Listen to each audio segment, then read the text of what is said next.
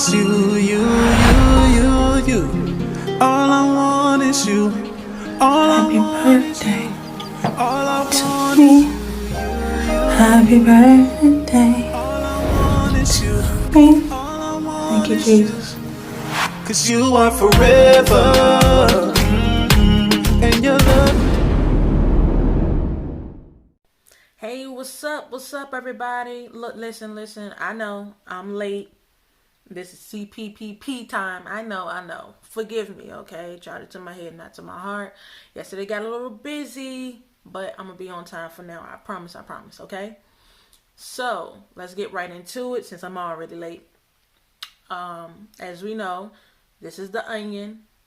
A briefing on the first layer was adoption.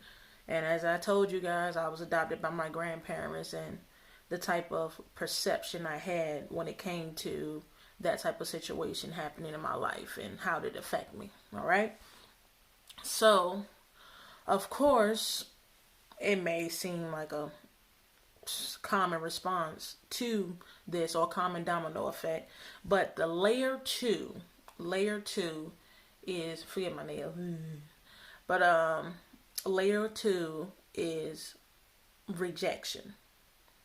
Okay, layer two is rejection, and that has, but it's more so of the fear of rejection, and that really intertwines, but it has its differences when it comes to abandonment and neglect, what we talked about. So the rejection was my second layer where God dealt with me, was the fear of it, because I would let's say sabotage friendships, relationships, and so on, because I feared that a person would eventually leave me.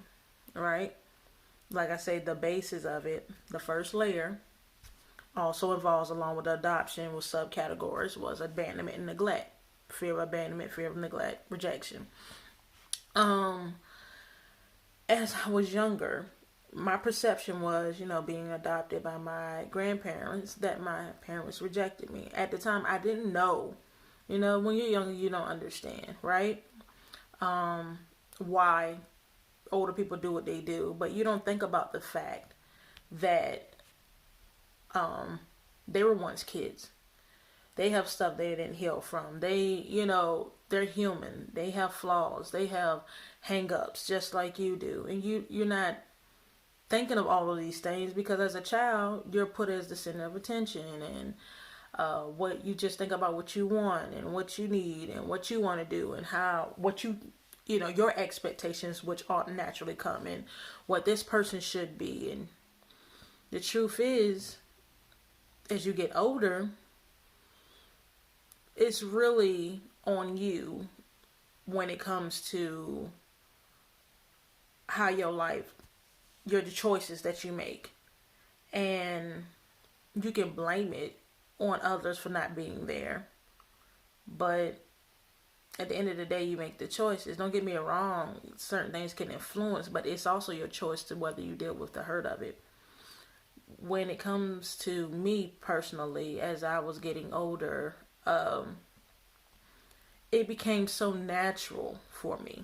I think that was my biggest thing.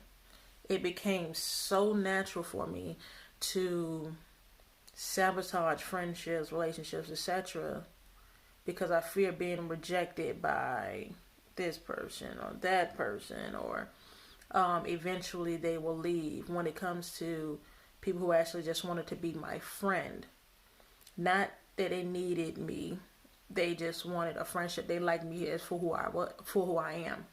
And that's another thing about rejection. Here's a pointer. When it comes to the fear of rejection, it's because you embrace it so much because you're rejecting yourself. That's the key right there. It's really an inside job. And that's something God knew way before I knew. That's why I kind of gave myself to him, like, Lord, I got some issues. And I felt like I was too much, like I got a lot going on. A lot happened to me when I was young, blah, blah, blah, yada, yada. I ended up in battles that I didn't choose to be in. But it is what it is, you know. Everything has a purpose. Boom. But when it comes to rejection, like I said, it sabotages. It does. God knows.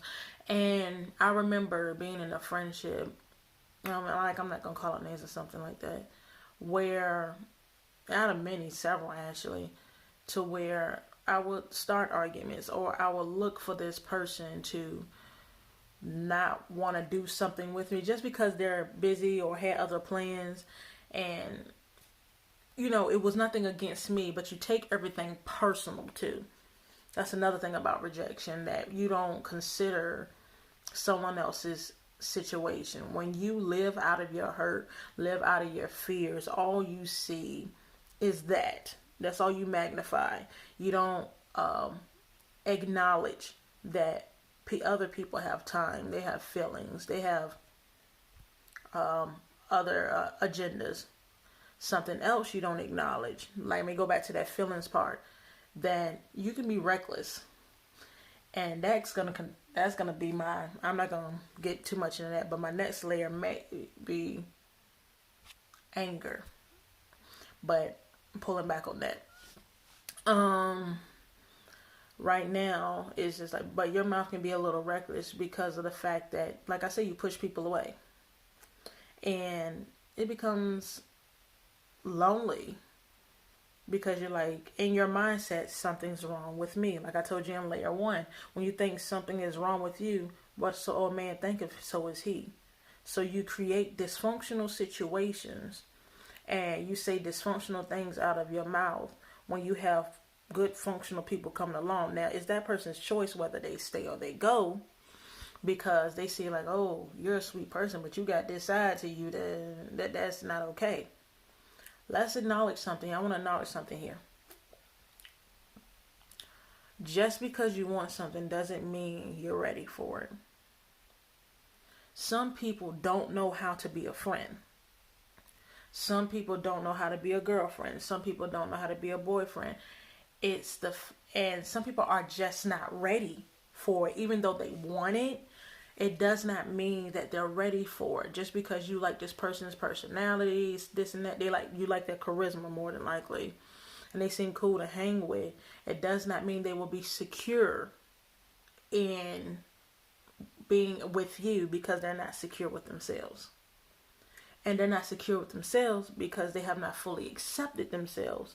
And not fully accepting themselves, they are rejecting themselves. So eventually they will reject you. I used to think about the fact how I had so many friendships go like not okay, and people got their distance because I said hurtful things, and I wasn't the nicest person. I'm not gonna lie to you. What, you little sweet? No, my mouth used to be reckless. I mean, reckless. Certain people, I would just, especially if you hurt me. I think that's when it's the worst. That people who deal with rejection, have the fear of rejection, if you hurt them, it's like 10 times worse. And it's because they take it so personally, even if it wasn't your intention. Their perception perceived it as you're out to get me. That you eventually will do something to me that caused me to hurt. That goes back to, like I say, it's a whole onion, you guys. It's a whole onion. A whole onion is a whole. So they involve, even though it's different layers, they all connect.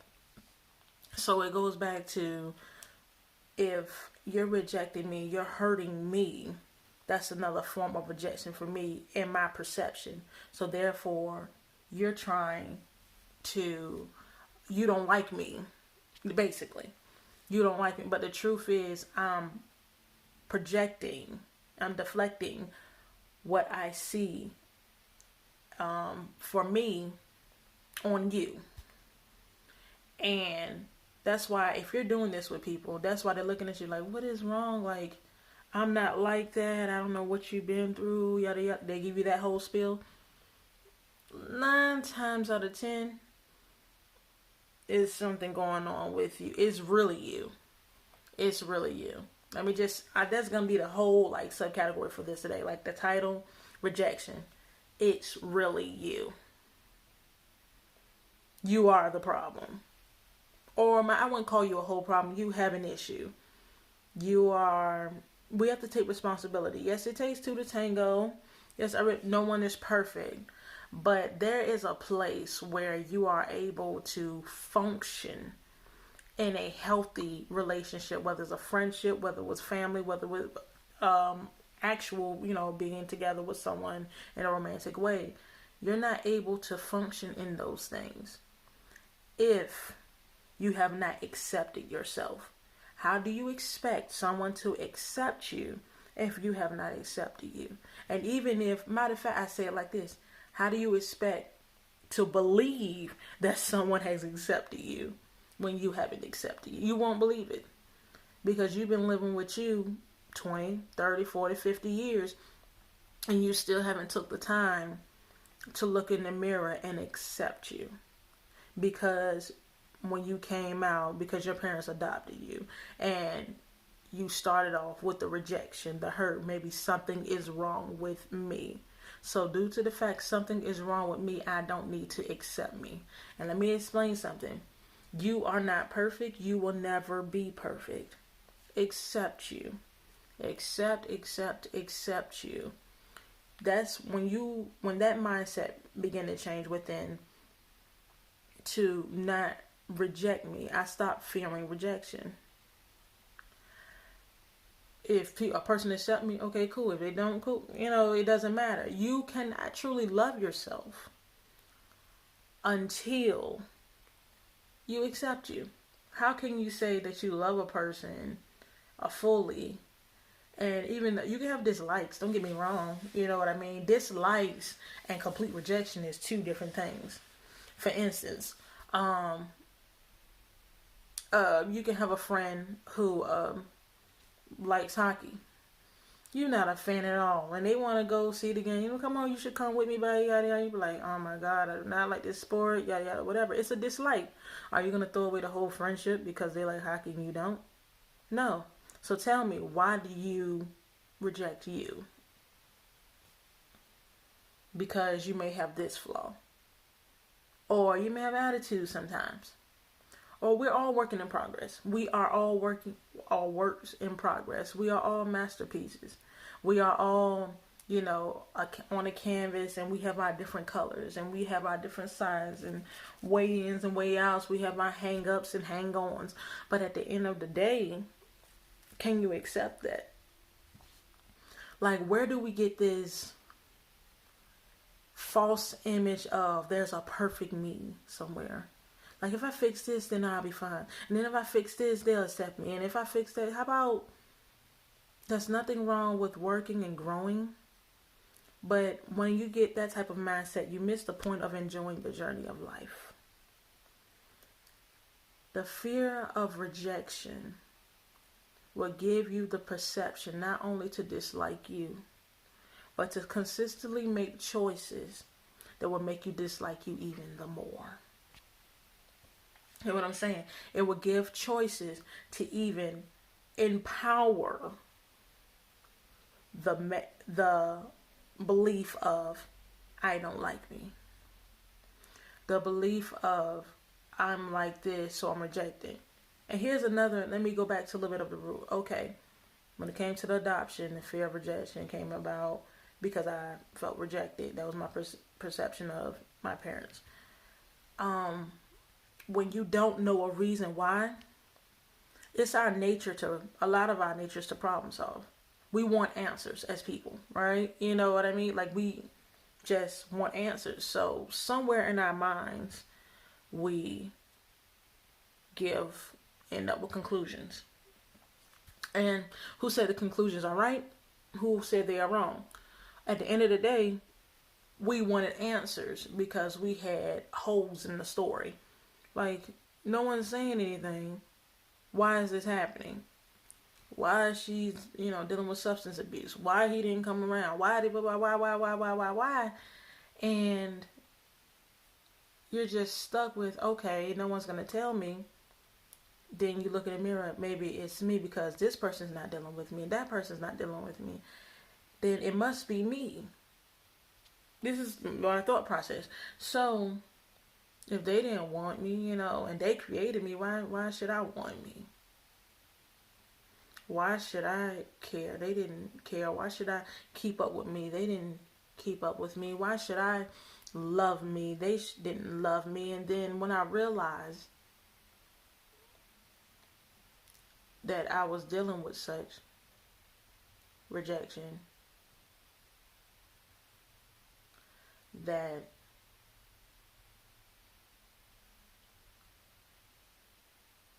the hardest part for me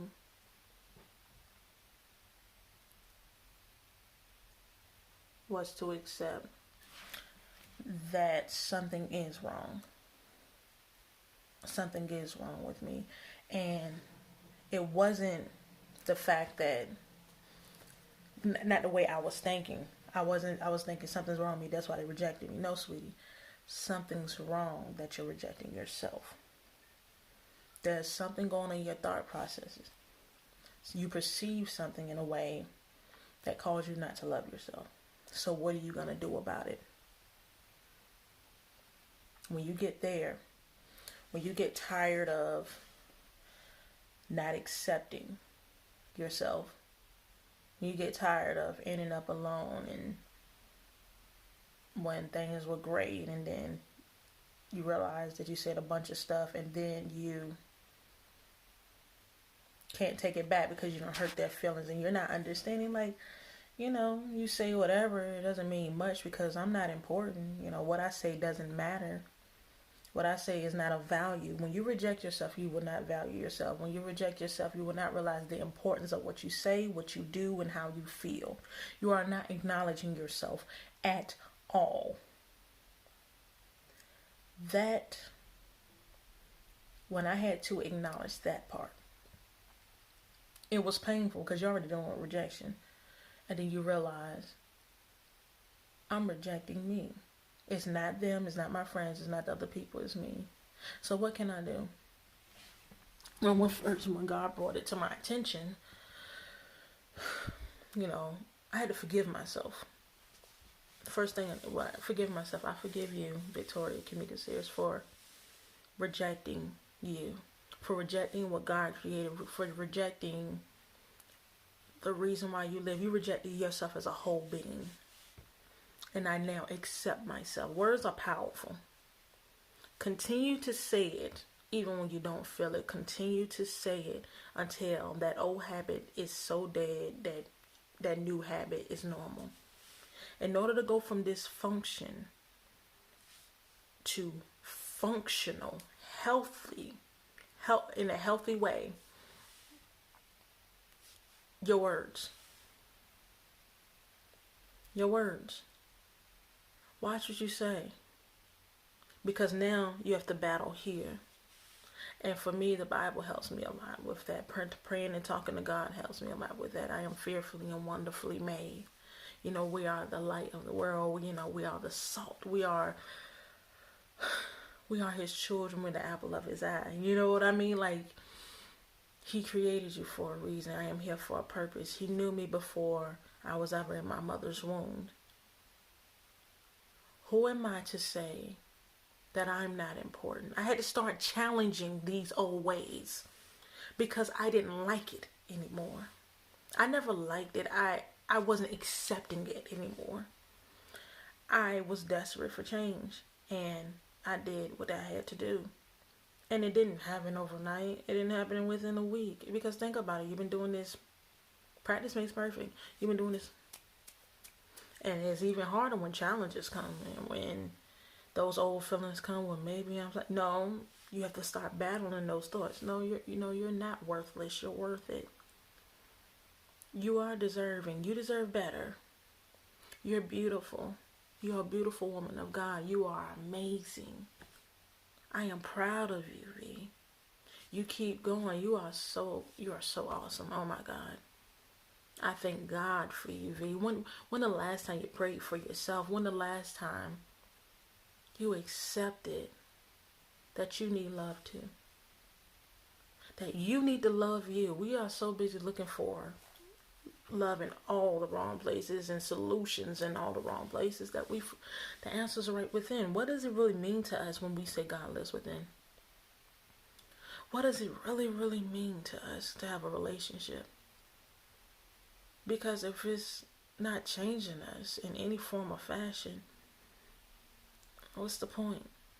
If you're not growing at all, no type of evolving, and you're just stagnant, what's the point of even having a relationship? God is about growth, evolving. Think about it. Everything He has created has purpose. Started from a seed, somewhere had a starting point. So I had to embrace that for me. You understand? And to defeat rejection is with acceptance, with your words. And the more you say it with your words, okay, you got to plan this thing out. Boom, boom.